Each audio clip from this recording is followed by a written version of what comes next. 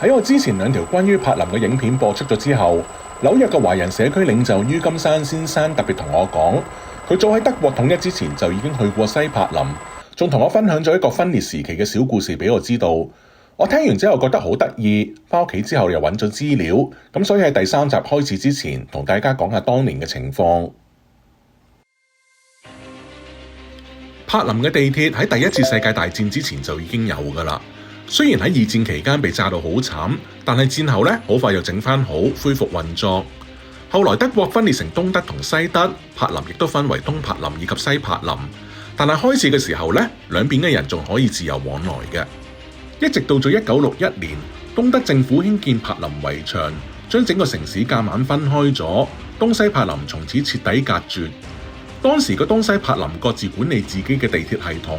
但係有2條西柏林嘅地鐵線路嘅中間路段經過東柏林，除咗菲特烈大街站留低作為邊境檢查口之外呢，其他經過東柏林嘅車站全部被封閉，變成所謂嘅幽靈車站。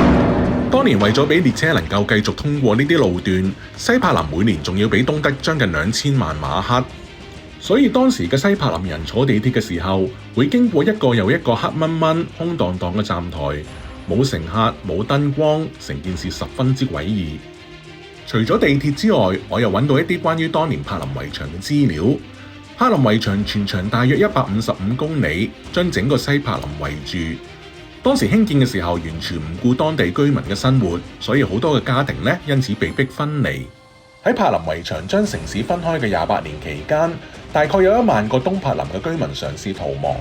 雖然最少有140人喪命，但係其實有將近一半，即係大概5000人成功走到西柏林，甚至有超過600個東德自己嘅邊防士兵自己翻牆投奔西方。要注意嘅係，柏林圍牆並唔係只係得一道牆嘅，而係有2道牆。2道牆中間夾住所謂嘅死亡地帶，裏面有戰壕、瞭望塔、探照燈、巡邏犬，甚至架住機關槍。因為完全冇人敢入去，所以嗰片區域呢，反而成為野生兔仔嘅樂園。後來大家呢，就叫嗰啲兔仔叫做柏林圍牆兔仔啦。而家我哋見到嘅柏林圍牆嘅遺跡上邊都畫滿咗五顏六色嘅塗鴉，但係喺當年呢，其實只有西柏林嗰邊有人敢畫，而東柏林嗰邊呢，係完全唔俾畫嘢嘅。最後，柏林圍牆喺1989年11月9號隨住邊界開放被民眾推倒。不過正式嘅拆除工程呢，要到第2年6月先至開始，一直到1992年先至算係完全結束。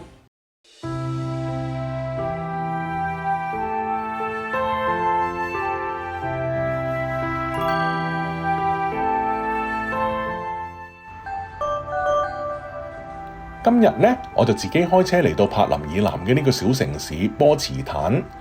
呢度係勃蘭登堡州嘅首府，歷史可以追溯到10世紀。由17世紀開始，隨住普魯士嘅崛起，波茨坦慢慢就成為重要嘅政治以及文化中心。以前呢度係普魯士國王以及德意志皇帝嘅主要居住地，仲有好多景點被列入為世界文化遺產。而其中最出名嘅就係菲特烈大帝所建嘅無憂宮 Sanssouci Palace， 以及佢壯麗嘅花園，被譽為德國嘅凡爾賽宮。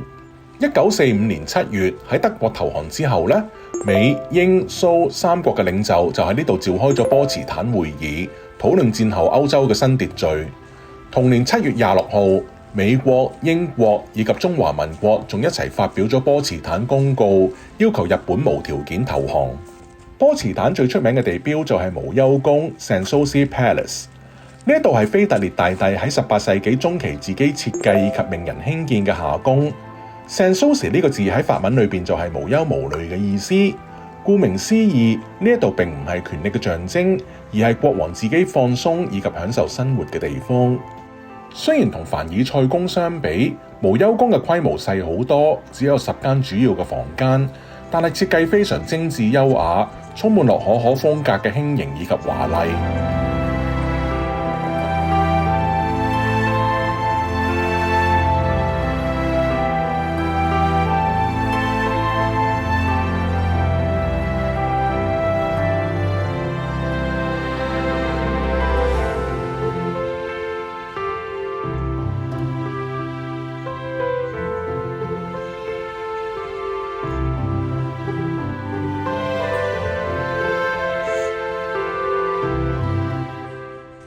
宮殿起喺葡萄園嘅梯田上邊，視野開闊，將整個園林都盡收眼底。腓特烈大帝成日喺呢度休息，舉辦音樂會，令到無憂宮成為藝術以及思想交流嘅場所。到咗19世紀，腓特烈威廉4世又進行咗擴建，令到呢度再次成為皇室活動嘅核心。喺2戰之後，呢座無憂宮落喺東德境內。到咗今日，無憂宮以及佢嘅園林已經被列入為世界文化遺產，每年吸引無數嘅遊客參觀。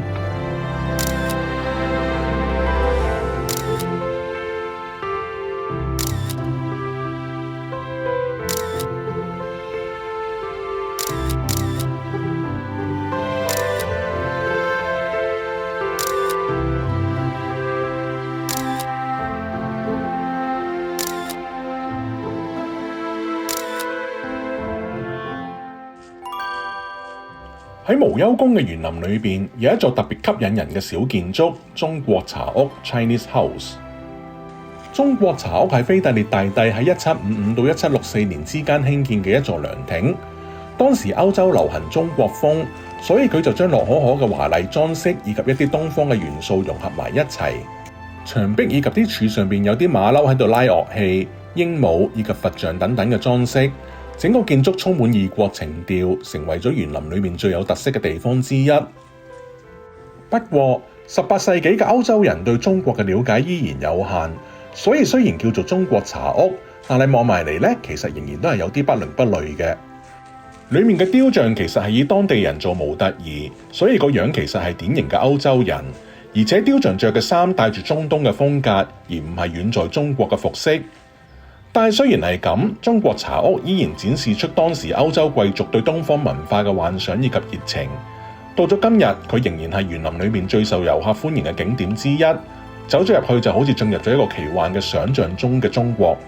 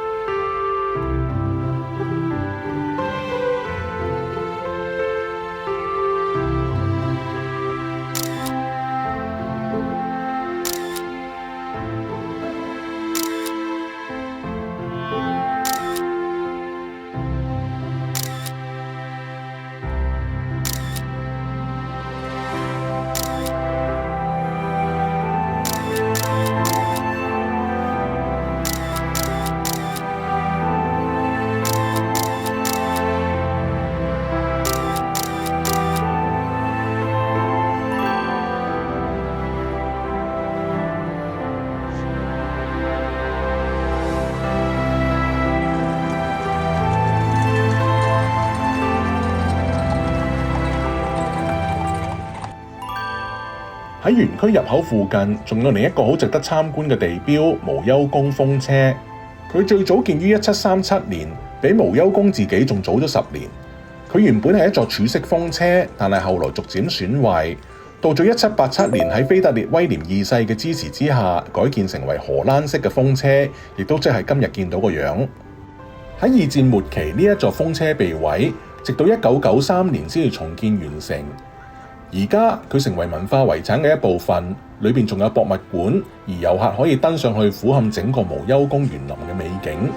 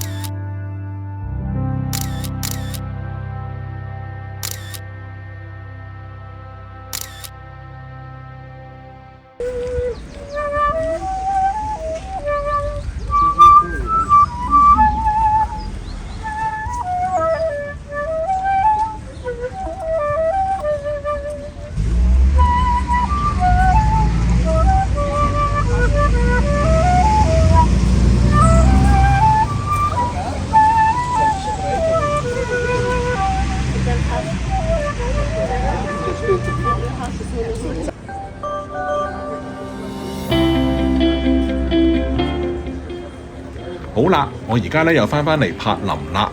咁揾翻阿飛之後咧，我哋就嚟咗酒店附近嘅呢個聖誕市集呢度行下。我成日都同美國啲朋友講，感恩節假期其實係去歐洲旅行最好嘅時間嚟嘅。第一，因為感恩節喺美國係長假，但係喺歐洲咧就係旅遊淡季，酒店房價正常，唔會好貴，亦都唔會周圍都係人。第二，因為美國有感恩節假期啦，所以要等到12月先至會開始佈置聖誕節。但係喺歐洲呢，早喺11月中就已經有聖誕市集，節日嘅氣氛已經非常之濃厚。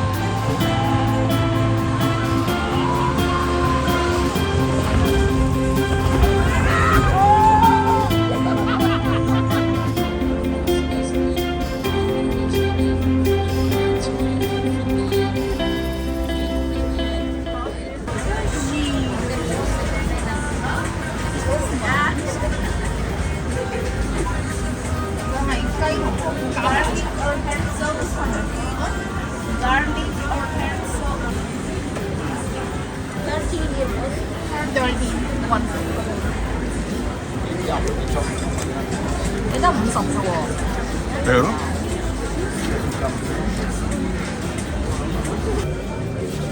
好，呢個就係唔知叫咩名嘅嘢，係望落嚟都好似好食啦，一陣試下先，就係呢間嘢啦。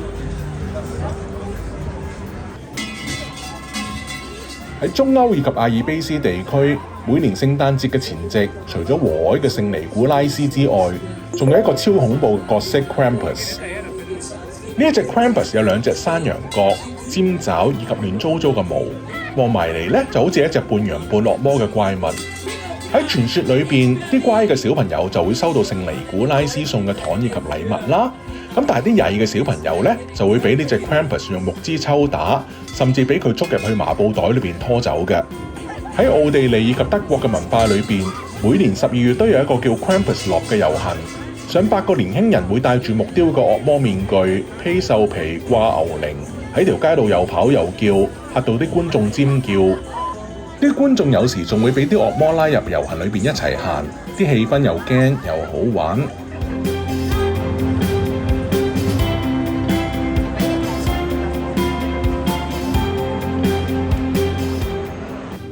呢一集咧就係我2023年整個德國、奧地利以及捷克旅程嘅最後一集啦。咁希望大家中意睇啦。咁呢度順帶一提嘅就係當時返紐約嗰架飛機咧就壞咗嘅，咁所以我喺柏林機場旁邊嗰間酒店咧就滯留咗2日。最後航空公司咧就按法例賠咗1000蚊美金嘅機票券俾我。咁我用呢1000蚊去咗邊度呢？下一集話你知啦。